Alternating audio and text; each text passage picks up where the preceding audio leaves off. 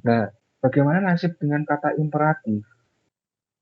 Ada yang menyebutkan kata imperatif, ada yang menyebutkan kalimat imperatif. Nah, ini bedanya apa?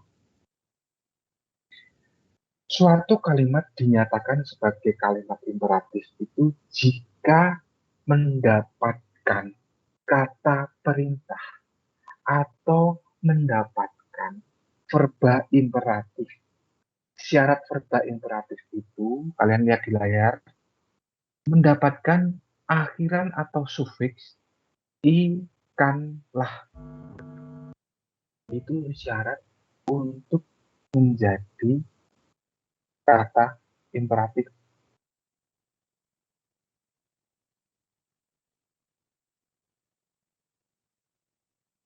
Kata perintah yang lainnya apa?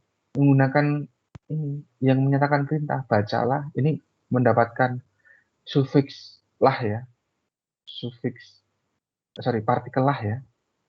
Ini juga mendapatkan partikel lah. Nah, ini kata yang lainnya, harus, jangan, perlu, dan tak perlu.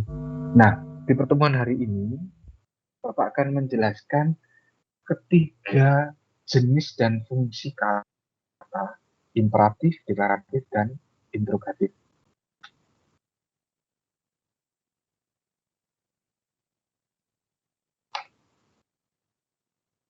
Apakah sudah muncul di layar kalian masing-masing? Ya, Pak. Oke, baik. Kita uraikan satu persatu dulu ya, supaya nanti ini secara sistematis pelan-pelan, tapi kalian bisa pahami dengan baik. Tidak usah terburu-buru. Yang penting pertemuan 1 jam pertemuan ini ada manfaatnya.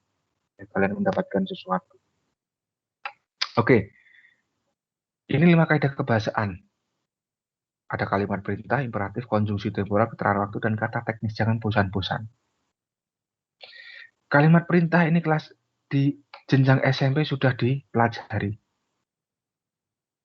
Tapi di SMA, itu kita membahas satu kata ini. Satu kata yang mendapatkan awalan huruf kapital. Kemudian yang mendapatkan akhiran tanda baca ini. Seru. Satu kata loh ini. Tapi apakah itu perintah? Apakah itu dinyatakan sebagai kalimat perintah? Di pertemuan kemarin sudah dibahas, ini adalah kalimat. Atau ini juga kalimat. Diam.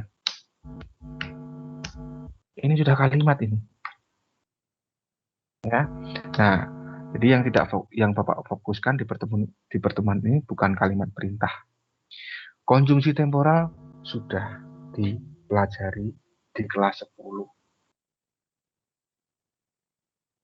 Nah, kalau belum ya kita pelajari lagi di sini. Baru berarti ya.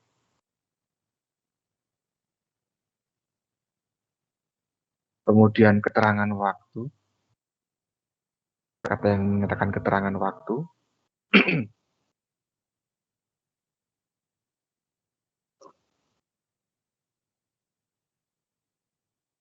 Kemudian kata teknis.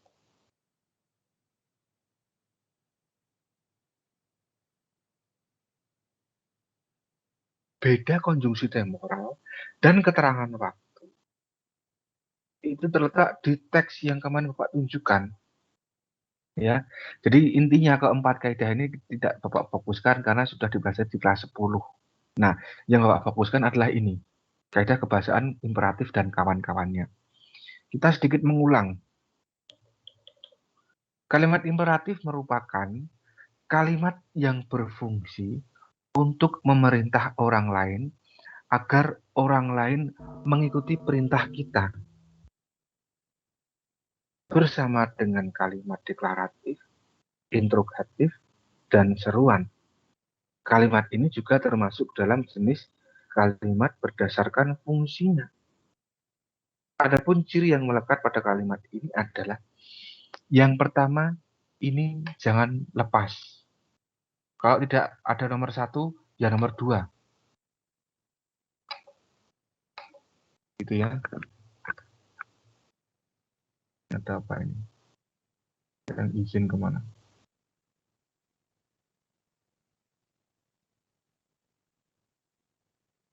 Oke, Andrew, silahkan. Kalau tidak ada yang nomor 1 ini, nomor 2 pun nggak apa-apa. Kalau tidak ada nomor 2, nomor 1 juga nggak apa-apa.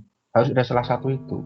Maksudnya begini, terdapat kata perintah, yaitu jangan, perlu, harus, tak perlu, atau tolong. Sekurang-kurangnya ini. Kalau misalkan tidak ada kata ini, mengandung sufiks kata yang di dalamnya ada sufiks akhiran. Akhiran i, kan, dan partikel lah.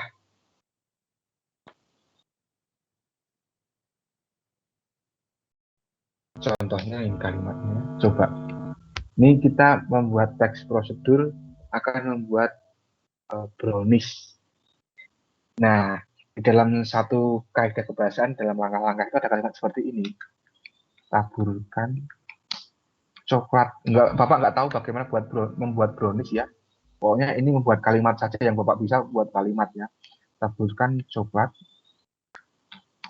di atas adonan sebelum adonan tersebut dipanggang selama 2 jam. Nggak tahu Bapak bikin brownies gimana, nggak tahu. Pokoknya yang Bapak bisa buat kalimat.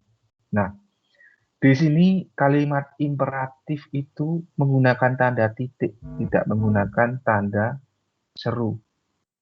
Ya.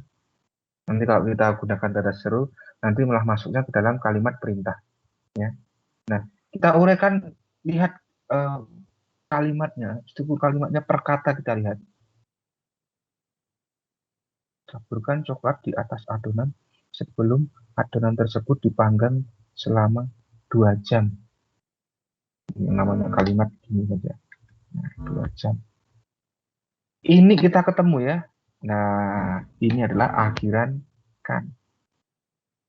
Berarti ini satu kalimat punya syarat nomor 2. Gitu maksud Bapak. Atau kalau tidak ada syarat nomor 2 ini, satu kalimat seperti ini. Kita buat kalimat lagi supaya lebih jelas ya.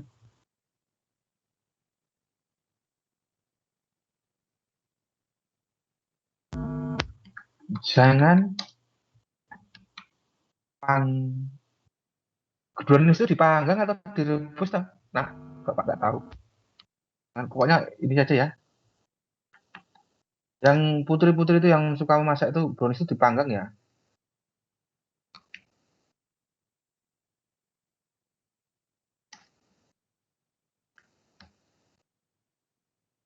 Nah, ini juga membuat kata imperatif. Tetapi tidak ada akhiran kan atau akhiran i. Ini nggak ada akhiran kan ya. Atau akhiran i. Nggak ada kan akhiran kan. Coba. Aura Octaviani. Aura bisa mendengar suara Bapak? Ini ada akhiran i nggak? Akhiran i atau akhiran kan nggak di kalimat ini? Yang Bapak warna. Nggak ada. Lah ini ditabur ini akhiran ini. Bener nggak ini?